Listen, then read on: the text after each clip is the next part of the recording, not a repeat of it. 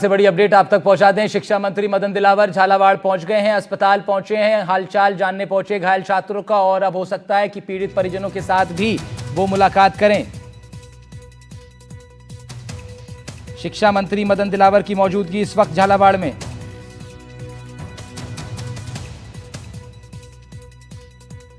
मदन दिलावर झालावाड़ पहुंचे हैं। स्थिति तनावपूर्ण गांव में बनी हुई है, वहां पुलिस के साथ झड़प की तस्वीरें सामने आ रही हैं। ग्रामीणों का आक्रोश नजर आ रहा है। पुलिस प्रशासन समझाइश की कोशिश कर रहा है।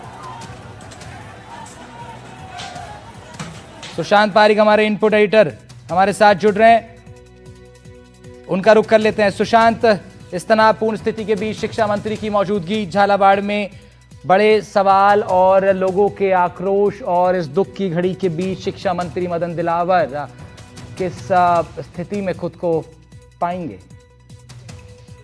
देखिए, आज वो भरतपुर डी के दौरे पर थे, लेकिन जैसे ही खबर आई वहां से तुरंत वो रवाना हुए और अभी वो तस्वीरों में हम देख रहे हैं जिला अस्पताल पहुंचते हुए घायलों से उन्होंने मुलाकात की है, डॉक्टरों से बात की है कि उनका स्वास्थ्य कैसा है।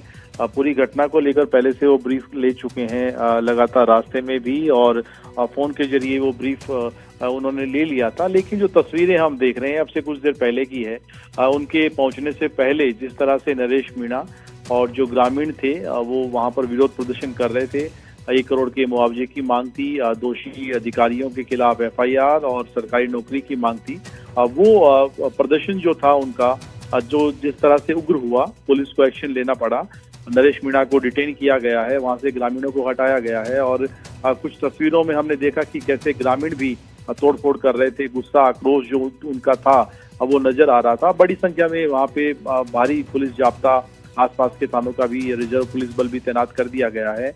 अब जब शिक्षा मंत्री पहुंचे हैं अस्पताल में, वहां वो कुशलक्षेम पूछेंगे और इस बात की भी पड़ताल करेंगे कि आखिरकार ग्राउंड लेवल पर, हालांकि शुरुआती तौर पर एक्शन ले लिया है कार्यवाहक प्रिंसिपल, 3 शिक्षकों और प्रबोधक को निलंबित करके, लेकिन पूरी लापरवाही कहां पर हुई?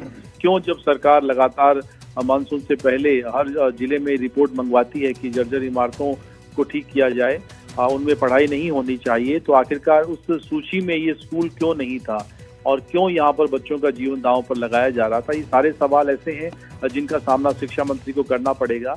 उन परिवार वालों से भी मिलना पड़ेगा जिन्होंने अपने बच्चों को खो दिया है। वो जो सवाल पूछेंगे राहुल, उनका जवाब शिक्षा मंत्री के पास नहीं होगा। दूसरी तरफ मुख्यमंत्री आवास पर उच्च स्तरीय बैठक अभी भी जारी है और CM लगातार फीडबैक ले रहे हैं। झालावाड़ की घटना की पुनरावृत्ति नहीं हो, इस संबंध में कोशिश है कि एक जिला कलेक्टर से वो बात कर रहे हैं और ये जानने समझने की कोशिश कर रहे हैं कि जो 900 इमारतें उस लिस्ट में हैं, जो जर्जर इमारतों की सूची तैयार हुई थी, वो कहाँ कहाँ पर हैं। स्कूल चल रहे हैं, आंगनबाड़ी केंद्र चल रहे हैं, बच्चे वहां पर पढ़ने आते हैं, तो उनके लिए क्या इंतजाम है? क्या मरम्मत अगर नहीं हुई है तो दूसरी कोई व्यवस्था की गई है या नहीं?